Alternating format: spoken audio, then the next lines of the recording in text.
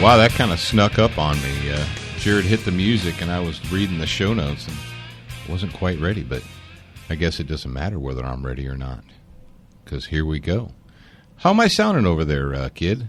I sound okay? You sound good on this side of the glass. All right. Well, if I sound good on that side of the glass, then I must sound good all over the place. And welcome back to part 2 of this week's episode of Student of the Gun Radio. And if you're easily offended, if your panties are on a little bit too tight, if you're, well, I got to remember this isn't the bonus hour. I have to make sure that it's family friendly. If you need to change your tampon, you might not want to listen to this one because we might just hurt your feelings. Then the title of this one is Hot Chicks, Big Guns, and Crybabies. But before we get into that, we want to remind you guys about lots of stuff, right? Well, number one, we have some really cool stuff coming up for you guys online. Jared has been working diligently behind the scenes in his little office there to put together direct streaming material for you guys. So we want you to make sure that you're taking advantage of that you're checking it out, that you're taking a look at it. In addition to that, we also have live training scheduled.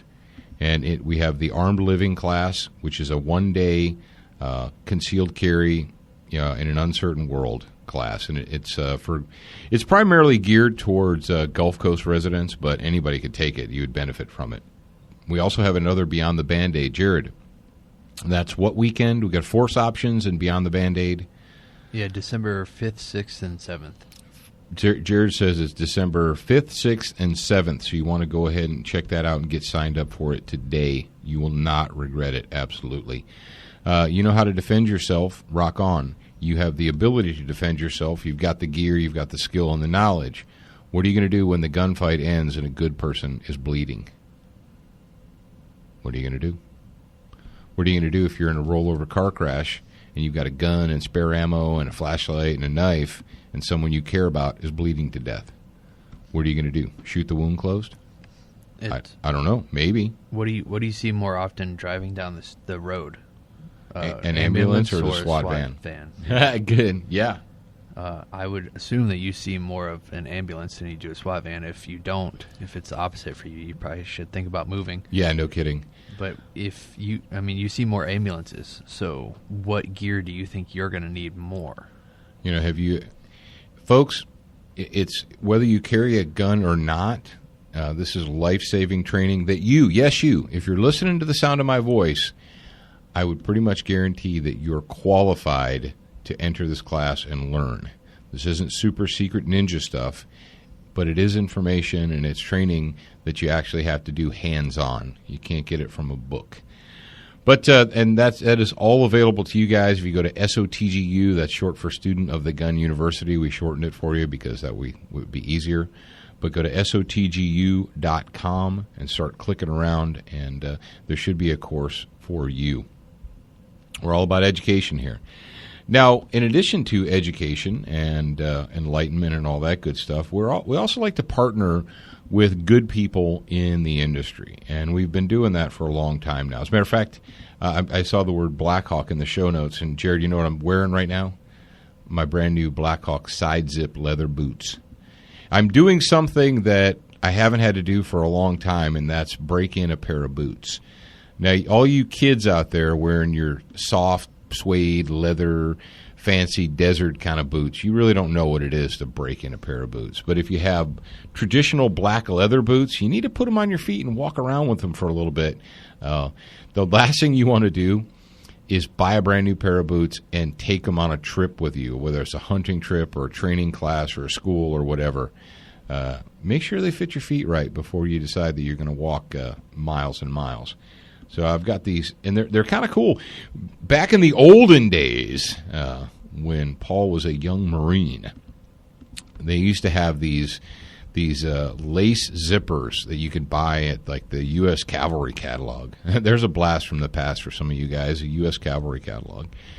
And essentially what you did is you just put a zipper where the bootlaces were. You used your bootlaces to lace a zipper in so you could get your boots on fast. And that was that worked a little bit, or kind of.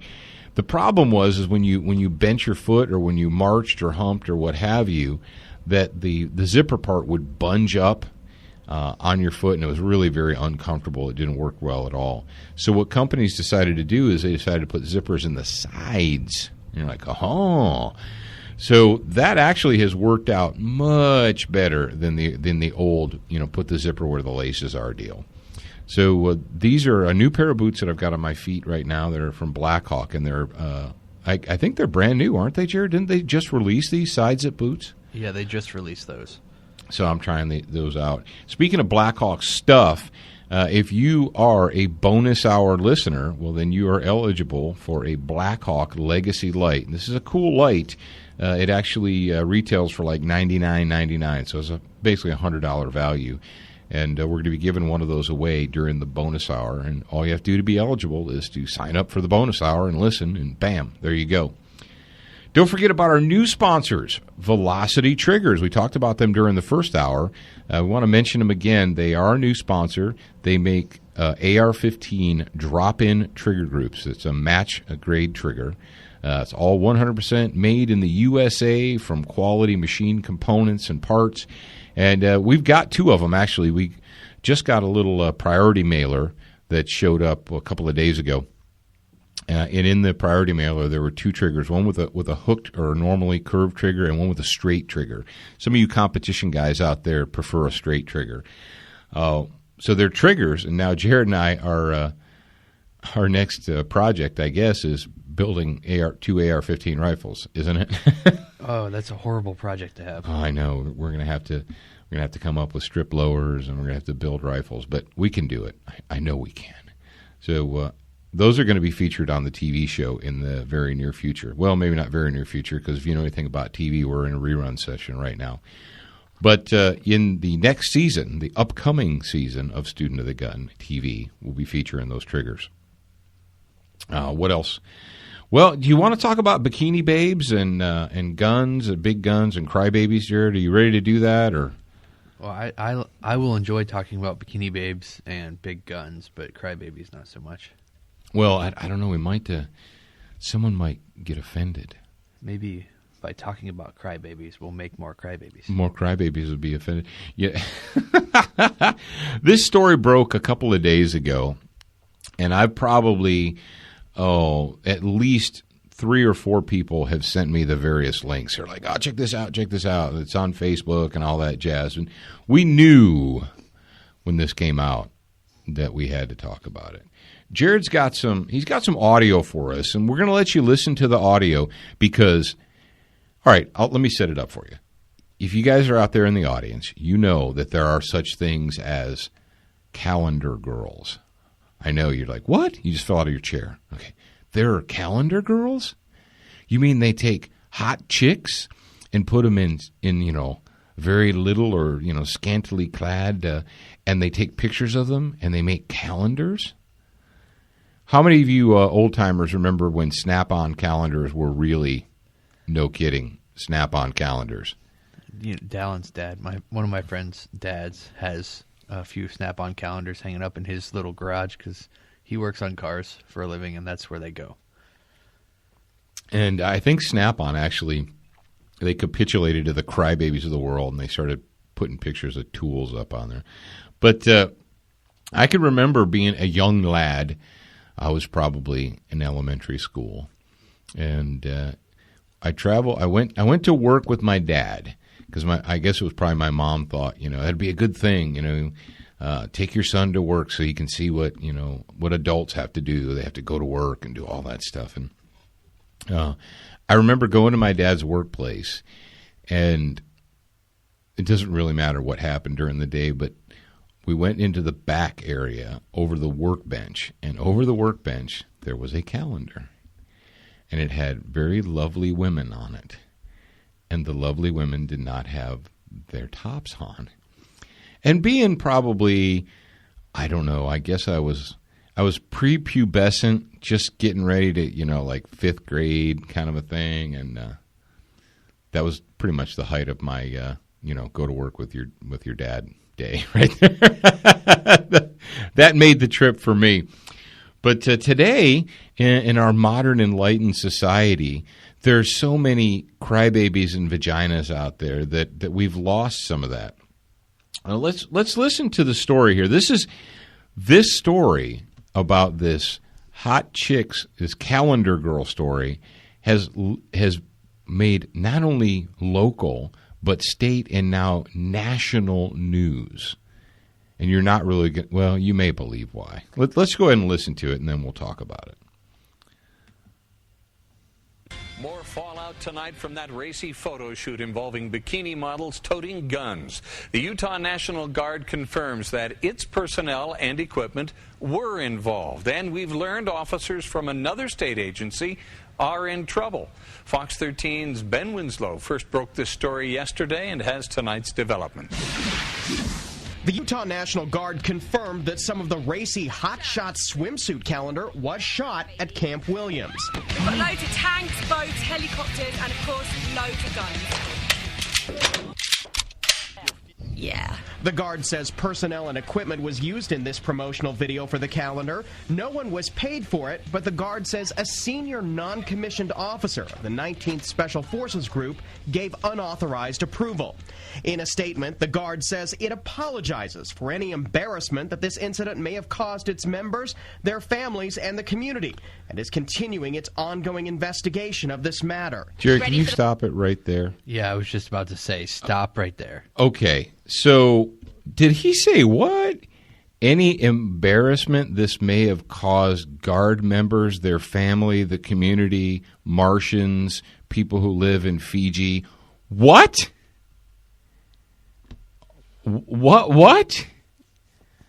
I'm sorry. Jared, explain to me how this breaking incident here embarrassed Guard members, members of the 19th Special Forces Group.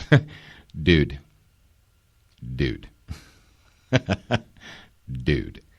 So their families? So let me get this. According to the powers that be, the families of members of the 19th Special Forces Group and the Utah National Guard are embarrassed by this. And the community is embarrassed by this. Am I getting that right, or did I miss that? They're probably just mad that they weren't able to attend. I think there's a little bit of that going on. I think some of this is, hey, how come I wasn't invited, and what's up with that? You know, if this community or if the people there were entrepreneurs, they would have charged like a $5 admission fee, and they would have had a whole community viewing, and they would have made some money.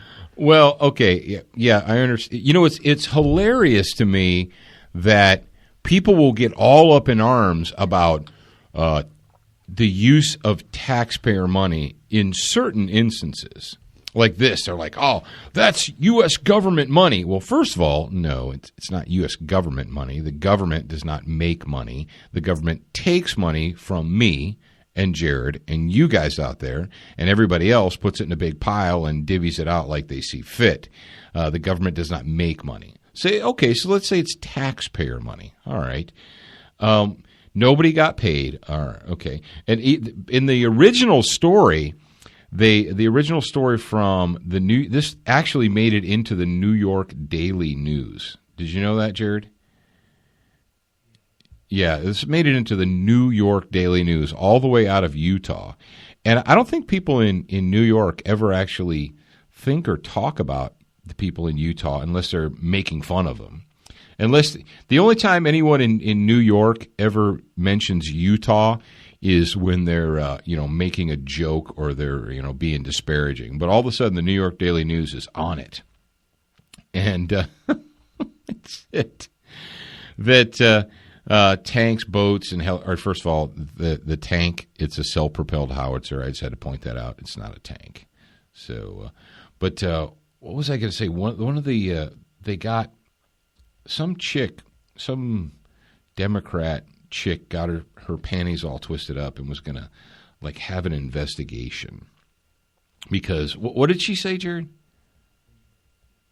Yeah, a Democrat state lawmaker has got her panties all totally twisted up about this. I think she said something like, events like this make the women think that their whole value lies in their body parts. Sweet Buddha on a rubber raft. I think she probably will. I think there's a little bit of jealousy going on there, too. So what do we have? I think one of the calendar girl's legs looks better than her whole body.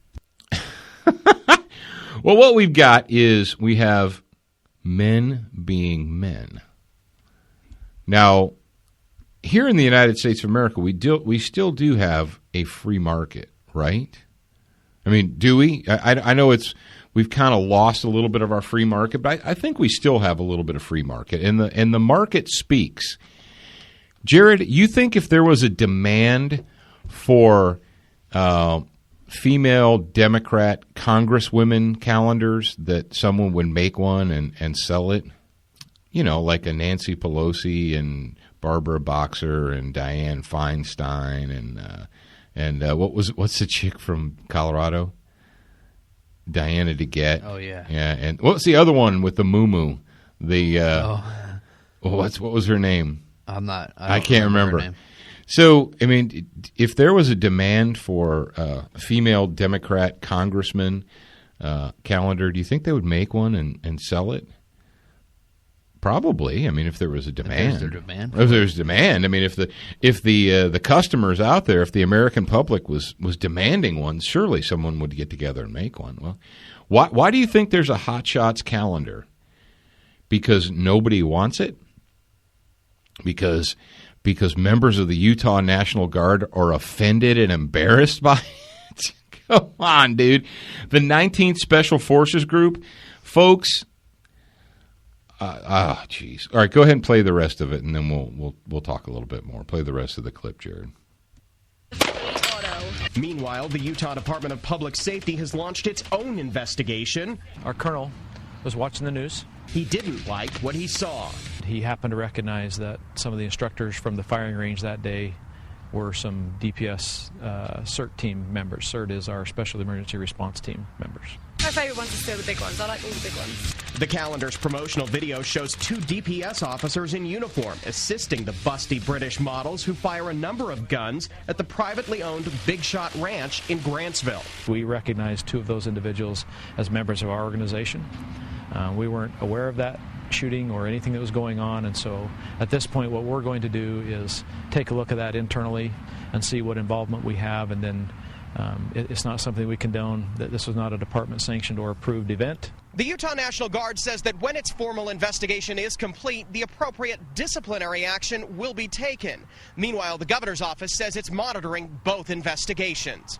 At the state capitol, Ben Winslow, Fox 13 News, Utah. Woo! I sure am glad that they're on that. Now, did I hear that right, Jared? Did the guy say that he saw it on TV and didn't like what he saw? Did he say that? Are you talking about the captain or the colonel? Yeah, he said the colonel. The colonel saw it on TV and was watching TV and came across that and didn't like what he saw. He didn't like that he saw the 2 individuals that are in the DPS and being involved. I thought never once did he say he didn't like that. Wait, no, that's not what he said. He said he saw it and he didn't like what he saw. He said they recognized 2 of the individuals. Oh, okay. And he didn't like that. Listen to Jared he's being the street corner attorney over there, the voice of reason. So they had 2 guys from the DPS, Department of Public Safety, CERT team, the Special Emergency Response Team, not the regular Emergency Response Team or the Auxiliary Emergency Response Team. That wouldn't make a good... the Special Emergency Response Team. Now, we don't know what kind of helmets they have or if they have to wear oven mitts to keep from hurting themselves, but they are special. And we appreciate that they are special. But, here was their error. This is where they screwed up. They wore their uniforms, which they shouldn't have done. And I love how they come out and they make the statement that this was not an official department-sanctioned event. Really? Did you have to tell me that? Because I thought that the Department of Public Safety normally did sanction bikini models shooting guns. Now, from a responsibility standpoint, who better to ensure that these buxom, what verbiage did they use here? Buxom beauties? Yeah, here we go.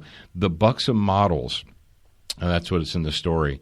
Who better to ensure that they're being safe with the guns than special emergency response team members?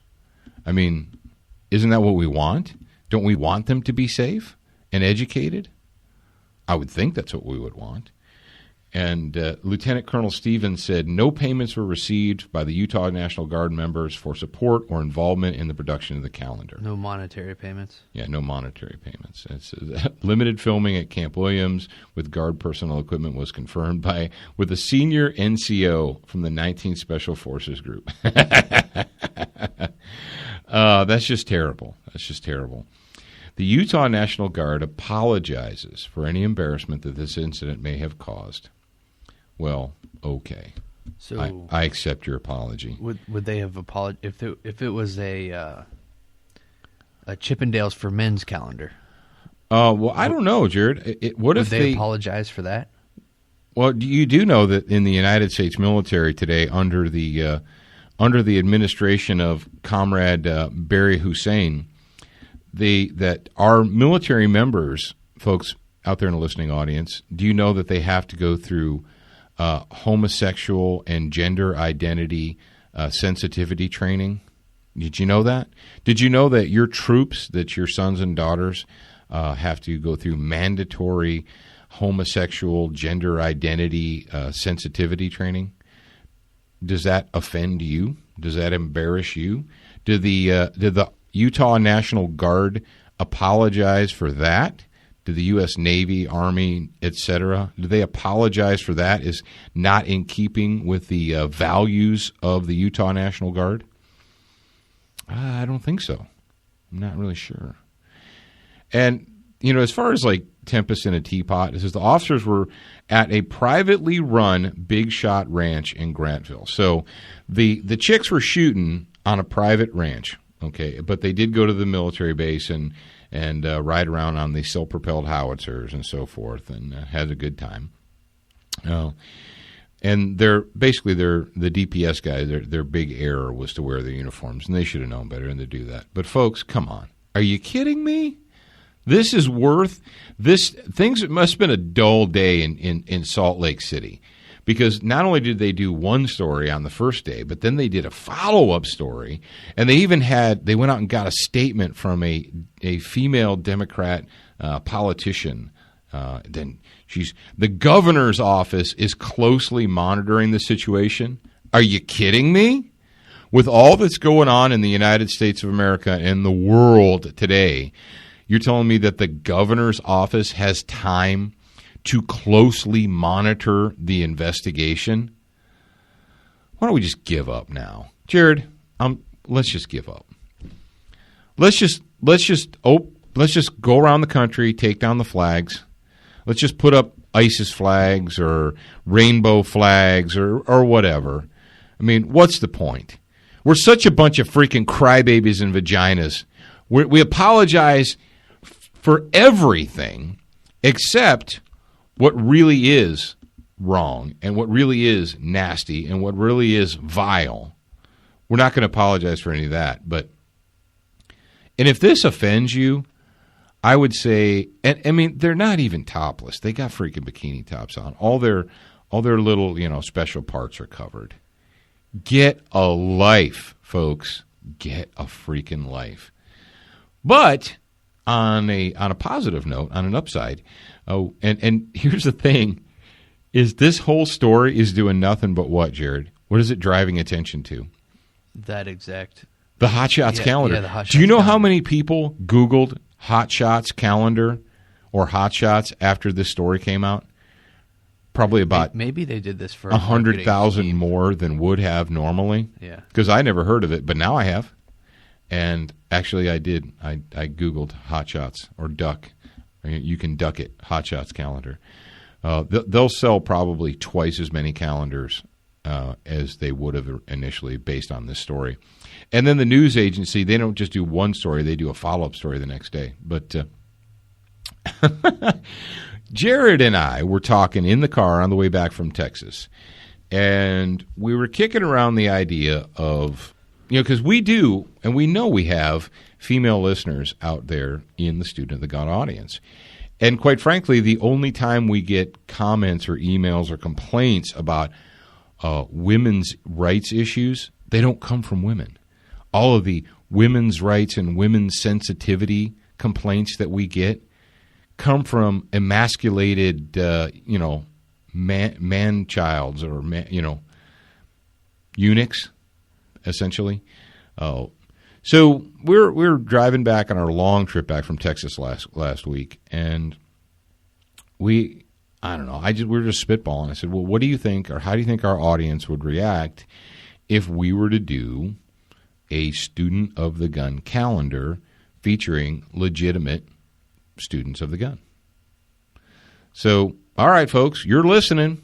You've got an open forum, whether you want to info at or Facebook or Twitter or whatever. What do you think? You think that would be a terrible idea and that we should apologize for even voicing that idea and thinking it? Do you think that it objectifies women? Well, just to get this out of the way, we're not going to apologize. And no, I'm not moving on. No, but on a serious note, though, you guys out there, you listeners, and I say guys, I mean people. I don't mean just dudes. What do you think? Let us know. If you think it's a good idea, bad idea, I don't care. Let me know. All right, moving along. Hot chicks, big guns, and crybabies. Oh, what's the next topic? Did we talk about our buddies at SWAT Fuel yet? Oh, I don't think this segment. Not this segment? All right. Don't forget about SWAT Fuel and SWATfuel.com if you're going to make a purchase. And if you're going to be working out, we think you should. Jared and I have been using the SWAT Fuel for several months now, and I'm almost down 30 pounds from where I started. Almost. I was 29 pounds down from my start point 2 days ago. That's only 6 months. That's in 6 months. That's right. That's from, April to now. Yeah. Or It's May, almost May 1st, I guess. Yeah, so less than 6 months. All right, folks. If you do that, though, if you do shop at SWATfuel.com, make sure when you check out that you put in SOTG2014 as your promo code and apply the promo code, and you get 20% off your total order. Rock on. That's righteous. Go team. Don't forget about Brownells at brownells.com, Colt at colt.com. And like I said, we're going to have the LE901 in our Hot Little Hands, the upgraded version, very, very soon. All right, Jared, moving on to the next topic. I like to teach you all the rules. I get to see them set in stone. I like it when you chain me to the bed, but then you see it's never. All right, you know what that means. That is Control from Puddle of Mud, and that is our Slave State News theme. And this Slave State theme comes to us from the glorious People's Republic of New York. Aw, we haven't talked about the People's Republic of New York in a week, 2 weeks.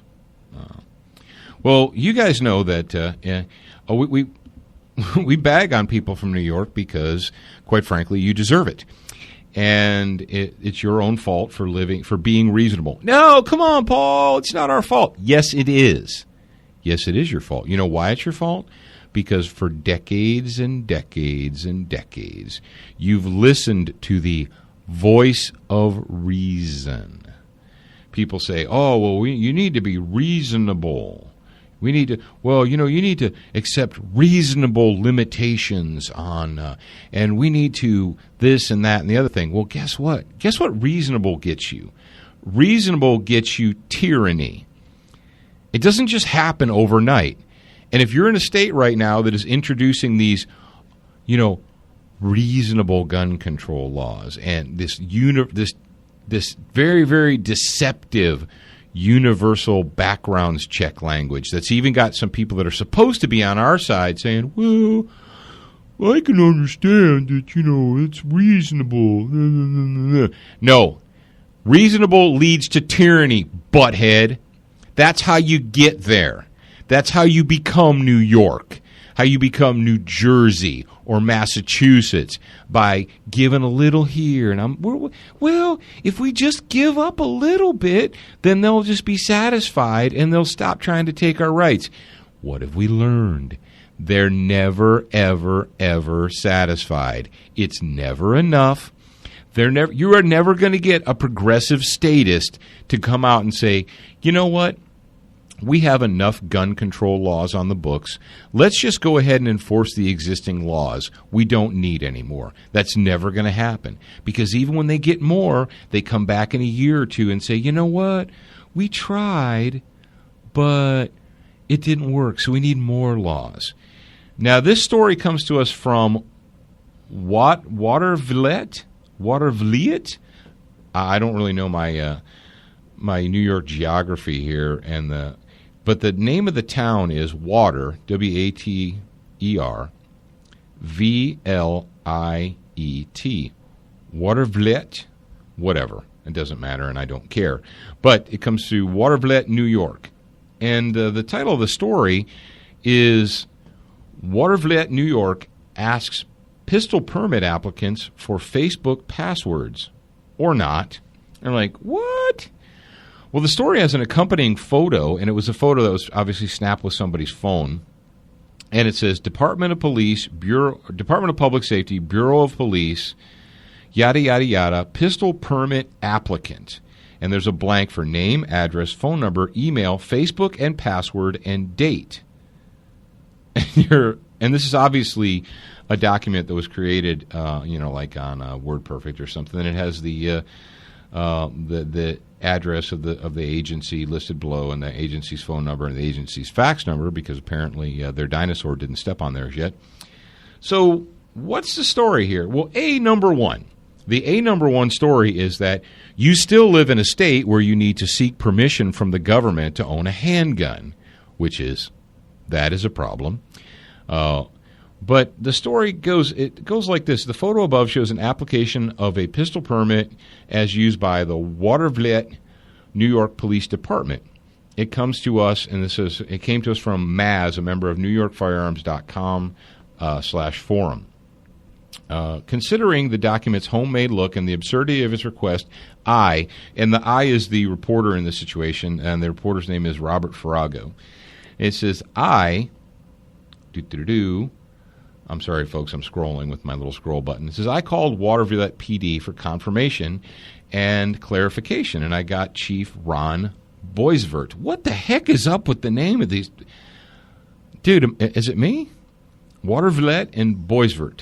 But it says, the chief told me that the sheet shouldn't have been in the application packet, and it won't be in the future. It's for internal use only, he said. Okay, well, hang on a second there. So we've got this application that says name, address, phone number, email address, Facebook, and password and date. But that piece of paper is not for public consumption, says the chief. Okay, the peasant what he said is the peasants should never see that. That's for internal use. All right, I got you. It's for internal use only. So it says, yes, well, the chief said he uses the form to gather applicants' Facebook details during a face-to-face interview. Now, for those of you that live out in free America, you might be thinking, do what? Face-to-face interview? Well, yeah, when you live in a glorious people's republic such as the state of New York, you have to actually go with your hat in hand and sit down with the commissar, and you have to beg the commissar for permission to, basically you have to beg him for permission to exercise your constitutional rights. And he gets to decide whether or not he thinks you should be allowed.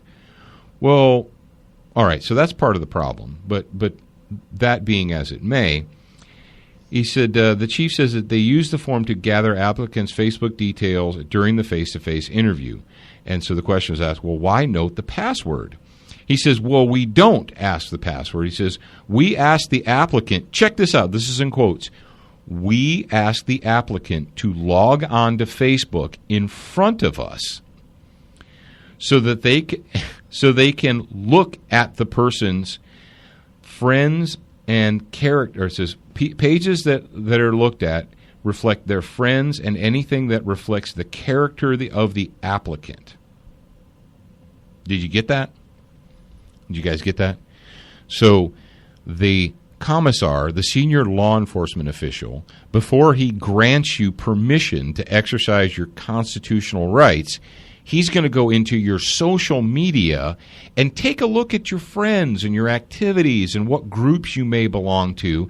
And then he's going to decide, based upon what he sees, whether or not he's going to grant you, the peasant, permission to exercise your constitutional rights. Wow.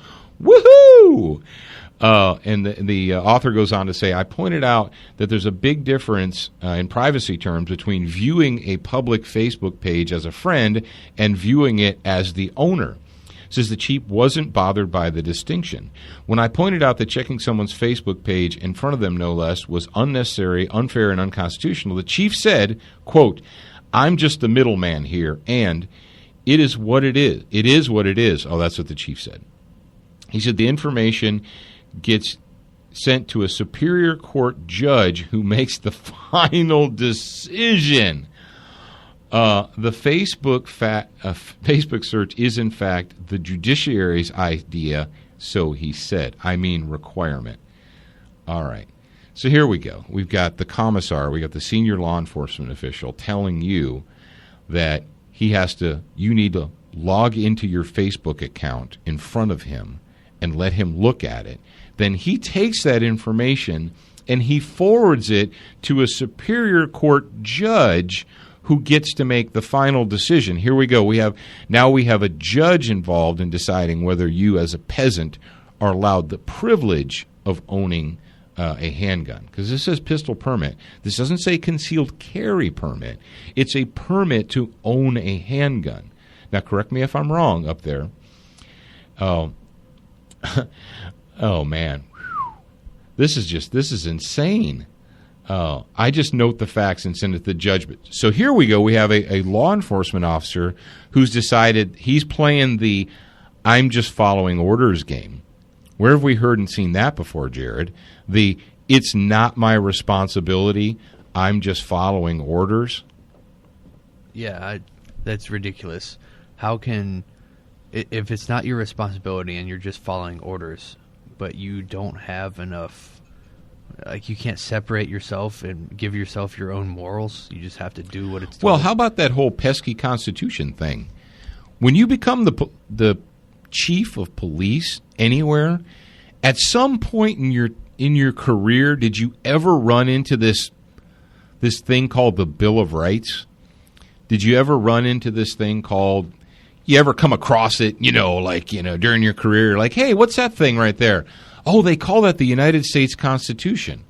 Oh, really? What is that all about? I haven't heard of that. All I know is that I have to follow orders and do anything I'm told to do regardless. Really? Is that how that works now in America? So you can just be ordered to violate people's constitutional rights. Well, yeah, why not? Come on, I'm just following orders. I'm not responsible for my behavior. Oh, okay, I got it. So what you're telling me there, Chief, is that you're not responsible to the people of the community that you serve. You're only responsible to the bureaucracy, to the judges and the legislators, not to the people themselves. Okay, I got you. Cool. Folks, if this doesn't bother you, I don't know what will. Now, here's the deal. This is the upshot, and this is the main reason I wanted to talk about this, besides the fact that it's just ridiculous, and it's insane that an adult, that someone who has gotten to the rank of chief of police of a major, or even, I don't care if it's freaking Mayberry, you're still an adult and you're a police chief, that they've gotten to that point, thinks that it's okay, number one, to require of the peasants that they seek permission to exercise their constitutional rights. A, that's a problem. B, to just go into their private information and private lives just because I get to determine what your moral character is. I got an idea. Run a freaking background check. Is this person a convicted felon? Yes or no? No. Then we're done talking. Well, they may be in the future. Oh, is this the Department of Future Crime now? Is this a science fiction novel where, someone may in the near future, sometime in their life, commit a crime, and based upon that, they cannot be allowed? Really? Is that how it works now? Is that how it works in America? We have a future crimes department? But in addition to all that other crap, here's what I saw when this hit the interwebs. When this was posted online, what did I see? And it's sad because I knew it was going to be there. Post after post after post from you guys, maybe not you guys, but people that you know out there in the audience. They're like, see, that's why I don't have a Facebook account. This is why you should never have a Facebook account. This is why That is your takeaway? If your takeaway from this story is, see, that's why you should never have a Facebook account, because a member of the government may require you to open it in front of them and search through it, that's why you don't have a Facebook account. I got news for you, Sparky. Whether or not you have a Facebook or a Twitter or a Tumblr or a this or a that social media account, if you read this story online, if you commented on it, if you shared it, even if you just looked at it, it's in this little thing called your browser history. And if Big Brother wants to find out what you've been looking up, he can go in there. Jared, is there a way to go into someone? It's not HTML, it's their, what's your personal address? What's the geek technician word for your personal IP address? Oh, yeah, your IP address. Yeah. For all those of you who think, well, see, that's why I don't use social media. That way they can't find out anything about me. Brosif, if you log on to anything digital and you search any topic, if Big Brother wants to, they can go in there and find it out. Did we not learn that from the NSA scandal about the just garnering cell phone information and web address and website information, IP search history information? We didn't learn anything from that. Folks, hiding is not the answer. The answer to the problem, and that's one thing I have with people that are supposed to be on our side. They're like, well, yeah, man, Big Brother this and Big Brother that and blah, blah, blah. And so their solution is to try and keep a low profile and hide.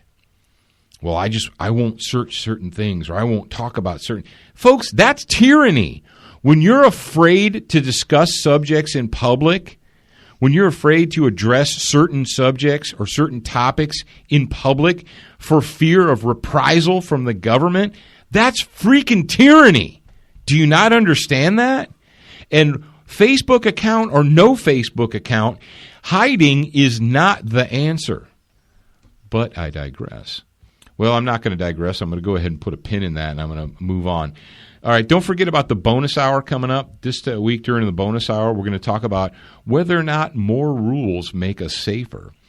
We're going to talk about an experience that we had at a brand new state range that was recently opened. We've got personal question of the week. We're going to talk about smokes. We've got the Patriot Bookshelf, which you want to look forward to. And, of course, we're going to be giving away that Blackhawk flashlight, so don't miss it. Folks, make sure you're watching Student of the Gun TV every Monday night at 9 p.m. on Dish Channel 266. Download the mobile app. It's free. Just do it. Remember, you're a beginner once. You should be a student for life.